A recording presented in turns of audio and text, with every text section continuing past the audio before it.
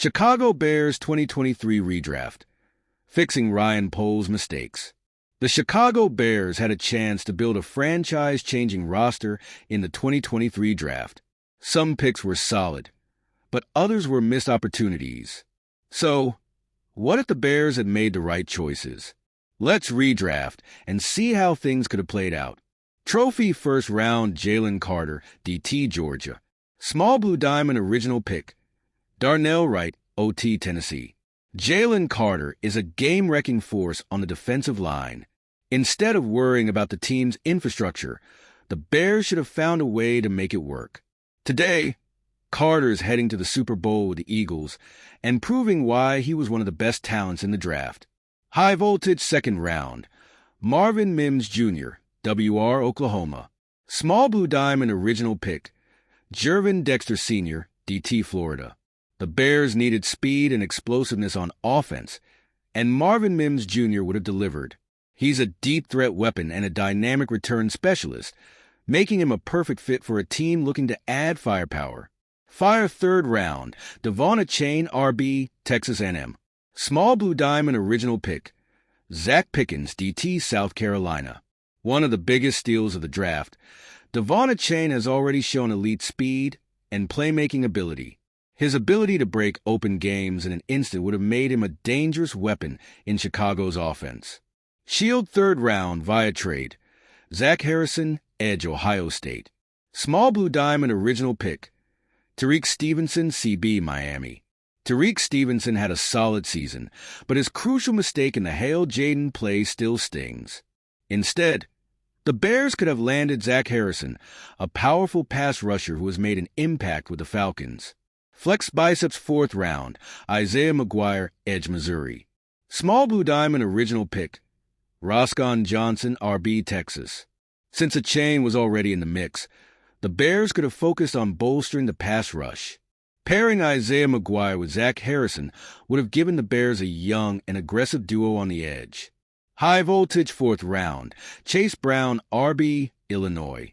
Small Blue Diamond original pick. Tyler Scott, WR, Cincinnati. We just said running back wasn't a need. But imagine a backfield featuring both Achane and Chase Brown. It would have been a cheaper but equally explosive version of the Lions' Jahmyr Gibbs and David Montgomery duo.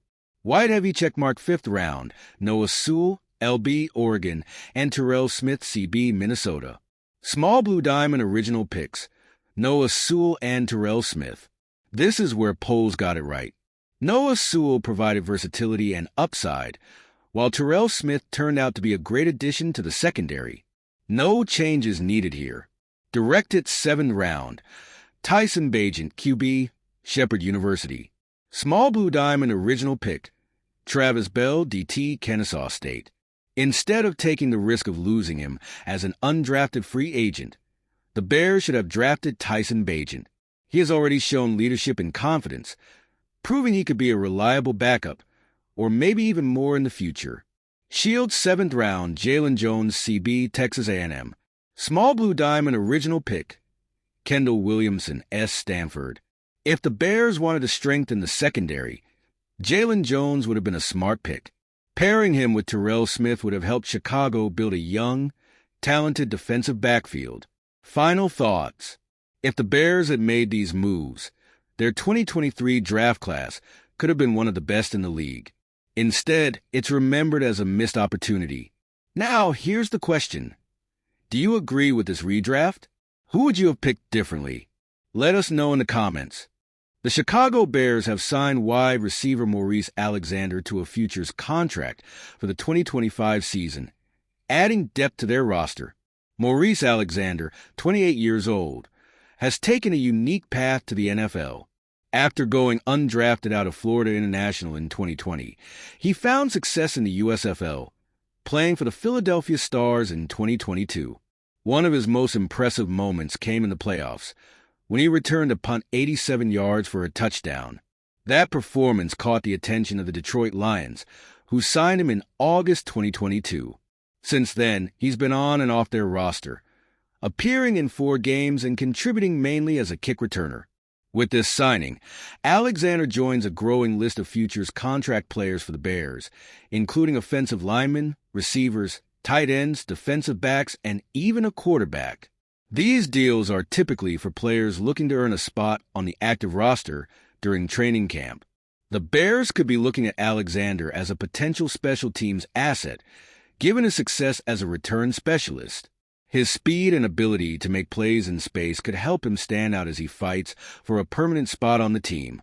It'll be interesting to see how he fits into the competition heading into camp. Eric Bieniemy brings a new level of experience to the Bears, filling a critical gap on the offensive coaching staff under Ben Johnson.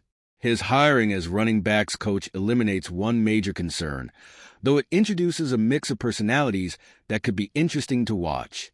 When Johnson named Declan Doyle as offensive coordinator at just 28 years old, it raised eyebrows.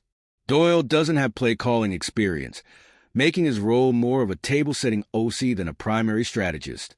Then came Press Taylor, former offensive coordinator in Jacksonville, now serving as the Bears' passing game coordinator, a vague title that can mean different things in different systems. With Taylor struggling in his final year with the Jaguars, some fear potential tension between him and the younger OC. But with Johnson calling plays, those concerns may be overstated. Enter Bieniemy, a two-time Super Bowl winning offensive coordinator under Andy Reid. His presence brings stability, provided he's focused on the job rather than chasing head coaching opportunities, something he's pursued heavily, with 17 interviews but no NFL offers. His role as running backs coach means he won't directly interfere with Doyle or Taylor. But the mix of coaching personalities could be volatile. Could too many strong voices create confusion? It doesn't seem likely, given their clear-cut roles, but skeptics might wonder if two more experienced coaches could overshadow the younger OC. More importantly, the Bears have added 3 assistants, Bieniemy, Taylor, and Antoine Randall, who have Super Bowl winning experience. Taylor was part of the 2017 Eagles staff when Nick Foles led Philadelphia past Tom Brady. Randall coached Buccaneers wide receivers when they dominated Mahomes in the 2020 Super Bowl. Bieniemy was Andy Reid's OC for 2 Chiefs championships, 2019-2022, and a runner-up finish in 2020. That kind of winning pedigree is something even Ben Johnson can't claim. The previous Bears coaching regime lacked that championship experience, and it showed. From the moment Johnson took the job, he spoke about building a staff that knows how to win. I really believe we're going to find great candidates who want to come to Chicago and help guide me along the way, he said. Now, with Super Bowl winning coaches in the building, the Bears have voices that not only know what it takes to win, they know how to hold players accountable. That kind of leadership commands instant respect, something the previous staff struggled with. Johnson is still the one calling the shots, but even the best leaders need strong voices around them. With Bieniemy and company, the Bears might have finally built a coaching staff that can show them the way to a championship.